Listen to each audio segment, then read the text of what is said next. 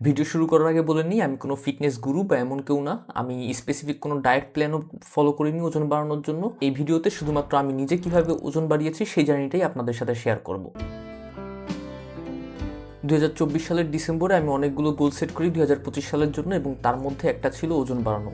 তখন আমার ওজন ছিল 51 কেজি এবং আমার গোল ছিল যে 2025 সালের শেষ 6 মাসে অর্থাৎ জুলাই থেকে ডিসেম্বরের মধ্যে আমি আমার ওজন 60 কেজিতে নিব।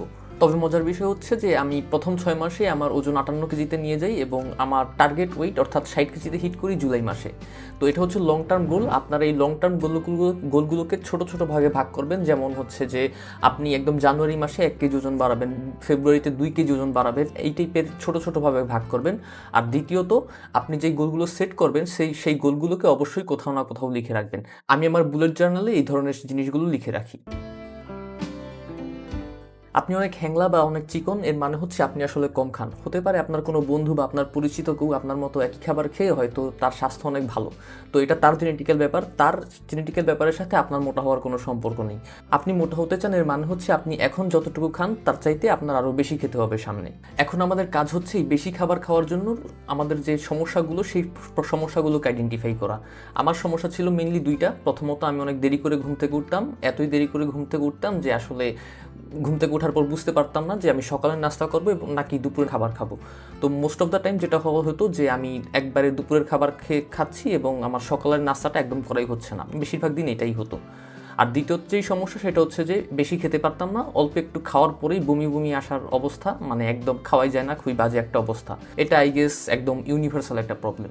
এই প্রবলেমগুলো আসলে সবার সেম হবে না, আমরা সবাই আলাদা, তো আমাদের সব সমস্যাগুলো আলাদা হবে। আমাদের মেইন কাজ হচ্ছে যে এই সমস্যাগুলোকে আগে আইডেন্টিফাই করা। সমস্যাগুলোকে আইডেন্টিফাই করার পর এখন আমাদের ফিক্স করতে হবে যে এই সমস্যাগুলোকে আমরা কিভাবে সলভ করব। এইটার জন্য সবচেয়ে ভালো হয় যে আপনি যদি এই আপনার প্ল্যানগুলো আপনি কিভাবে সলভ করবেন আপনার সমস্যাগুলো সেগুলো কোথাও লিখে রাখেন।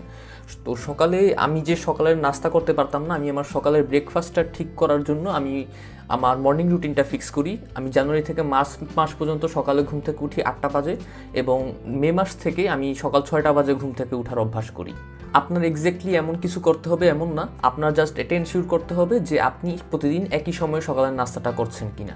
আমি যেহেতু মেসে থাকি ঢাকার বাহিরে এবং আমাদের মেসেও সকালের নাস্তাটা হয় না, ওই কারণে আমার সকালের নাস্তার জন্য বাইরে হোটেল থেকে করা লাগতো। আমি 2টা পরোটা আর একটা হালুয়া বা ডাল ভাজি খেতাম, মাত্র 35 টাকা লাগতো, খুব বেশি না। তো আপনি আপনার প্রয়োজন মতো খাবেন। আর এটা আমি জাস্ট সকালের উদাহরণ দিলাম, আপনার দুপুরে এবং রাতও একদম স্পেসিফিক টাইমেই খেতে হবে। এতে করে যেটা হবে যে আপনি যখন দিনের পর দিন একটা নির্দিষ্ট সময়েই খাবেন, আপনি একটা সময় পর ফিল করবেন যে ওই নির্দিষ্ট সময় আপনার ক্ষুধা লাগছে এবং এই জিনিসটা আপনার অভ্যাসে পরিণত হবে। নেক্সট যে প্রবলেমটা সেটা খুবই ইউনিভার্সাল এবং কমন আই থিঙ্ক, এটা হচ্ছে যে বেশি ভাত না খেতে পারা। আমি একদম ছোটোবেলা থেকে এই সমস্যাটায় ভুগছি এবং ফাইনালি এই বছর আমি এই সমস্যা থেকে বের হই। আমি এই সমস্যাটা ফিক্স করার জন্য 2টা বিষয় বলবো। প্রথমটা খুব একটা আহামরি কিছু না, সেটা হচ্ছে যে প্লেটের সাইজ বড় করা, আর দ্বিতীয়ত কনফ্রন্ট আনকমফোর্টেবল থিংস। একই পরিমাণ ভাত ছোট প্লেটের তুলনায় বড় প্লেটে আসলে একটু কম মনে হয়। তো তার মানে এই না যে আপনি বড় প্লেটে একটু বেশি পরিমাণে ভাত নেবেন এই কারণেই আপনি বেশি খেতে পারবেন। এটা এফেক্টিভ এই কারণে যে আপনি আপনার ব্রেনকে টিক করতে পারছেন যে আপনি যখন ভাত নিচ্ছেন তখন আপনার এমন মনে হবে না যে আপনি এত বেশি ভাত নিয়ে ফেলেছেন যে আপনি আসলে খেতেই পারবেন না। কনফ্রন্ট আনকমফোর্টেবল থিংস, ওয়েল, এটা খুবই ফান্ডামেন্টাল একটা বিষয় যে কোনো গোল অ্যাচিভ করার জন্য। দেখেন, আপনি সারা জীবন একটা নির্দিষ্ট পরিমাণ ভাত খেয়ে আসছেন, এখন আপনি হঠাৎ করে যখন একটু বেশি পরিমাণ ভাত খেতে যাবেন, এটা খুবই স্বাভাবিক যে আপনি আসলে নিতে পারবেন না, আপনার ব্রেইন আপনাকে নিতে দিবে না, আপনার অনেক কষ্ট হবে আপনার কাছে। তার মানে এই না যে আপনি আসলে খেতে পারবেন না। বেশিরভাগ মানুষ আসলে এই জায়গাতে এসেই ফিল করে, যখন দেখে যে তার অনেক কষ্ট হচ্ছে, সে আর খেতে পারতেছে না, তখনই মাথায় আসে যে আমার দ্বারা আর সম্ভব না, আমার মুখে রুচি নেই, রান্না ভালো না, খাবার ভালো না, তরকারি ভালো না, এই ধরনের জিনিসপত্রগুলো মাথায় আসে। কিন্তু বাস্তবতা হচ্ছে যে আসলে আপনার খেতে কষ্ট হচ্ছে এবং যেহেতু আপনার খেতে কষ্ট হচ্ছে তখনই আপনার ব্রেইন আপনাকে এইসব জিনিসগুলো বলছে যাতে আপনি আর না খান, আপনি যাতে এই আনকমফোর্টেবল জিনিসটা ফেস না করেন। কিন্তু সত্যি কথা হচ্ছে যে আপনি যদি এই পর্যায়ে এসে হাল ছেড়ে দেন, আপনি কখনই আর ওজন বাড়াতে পারবেন না। একদম শুরুর দিকে এই বছর জানুয়ারি আর ফেব্রুয়ারিতে আমার খেতে প্রচুর কষ্ট হতো। মাঝে মধ্যে এমনও দিন গেছে যে আমি 1 ঘন্টা শুধুমাত্র ভাত নিয়েই বসে থাকতাম, কোনো ফোন ছাড়া, কারণ কোনো ভাত নষ্ট করা যাবে না, আমার সব ভাত খেতে হবে। প্রথম 2 মাস আমার প্রচুর আনকমফোর্টেবল লাগছিল, এরপর আনকমফোর্টেবল লাগে নাই এমন না, তবে ওই আনকমফোর্টেবল জিনিসটার সাথে আমি আস্তে আস্তে ততদিনে অভ্যস্ত হয়ে গেছিলাম। আর এই আনকমফোর্টেবল জিনিসটা আসলে পার্মানেন্ট থাকে না, ধীরে ধীরে ঠিক হয়ে যায়, আপনার জাস্ট লেগে থাকতে হবে। আপনি জানেন 2024 সালের ডিসেম্বরে আমি ডক্টর দেখাই, তাকে বলি যে আমি বেশি খেতে পারি না, মুখে রুচি নাই, অল্প একটু খেলেই বমি আসে। তো ডক্টর সব শুনে আমাকে জিজ্ঞেস করে যে আপনার বাবা মার মধ্যে কেউ কি আপনার বয়সী এমন অনেক চিকন ছিল কিনা।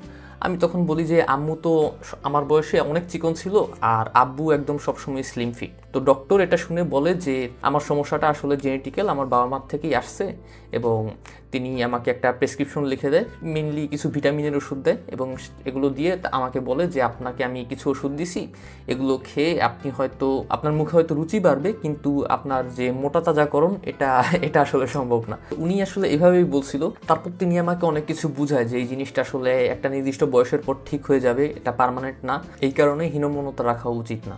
তিনি অবশ্যই লজিক্যাল ছিলেন এবং আমি সেই প্রেসক্রিপশন নিয়ে চলে আসি। তবে আমি তার প্রেসক্রিপশন ফলো না করেই এই বছর 51 কেজি থেকে ন্যাচারালি 60 কেজিতে আসি, অর্থাৎ একদম 9 কেজি ওজন বাড়ে।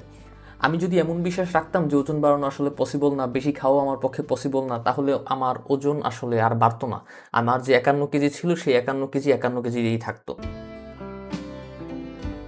আমি প্রতি সপ্তাহে 1 থেকে 2 বার ওজন মাপতাম, এবং ওজন মাপার পর সেই ওজনটা আমি আমার বুলেট জার্নালে লিখে রাখতাম। যে কোনো গোল অ্যাচিভ করার ক্ষেত্রে আমাদের সবচেয়ে বড় সমস্যাটা হচ্ছে যে আমরা গোল সেট করার কিছুদিন পর ভুলেই যাই যে আমি একটা গোল সেট করেছিলাম।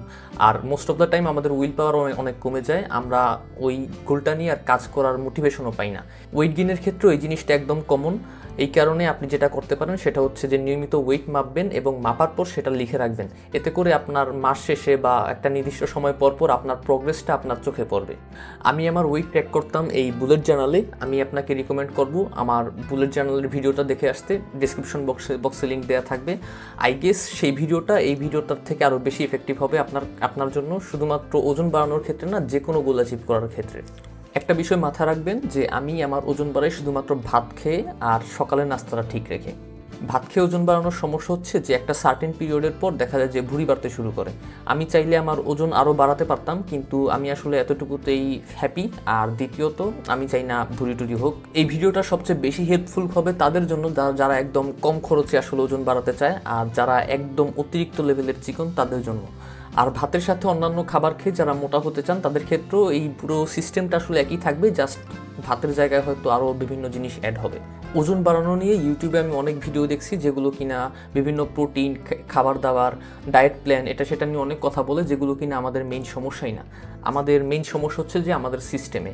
আর আজকের ভিডিওতে আমি সেই সিস্টেমটা নিয়ে আলোচনা করেছি, যেটা আমি প্র্যাকটিক্যালি আমি নিজে অ্যাপ্লাই করেছি এবং 9 কেজি ওজন বাড়িয়েছি, সেটাই আপনাদের সাথে শেয়ার করেছি। আর আপনি ভিডিওর এই পর্যন্ত এসে পড়েছেন মানে হচ্ছে আপনি জেনুইনলি ওজন বাড়াতে চান।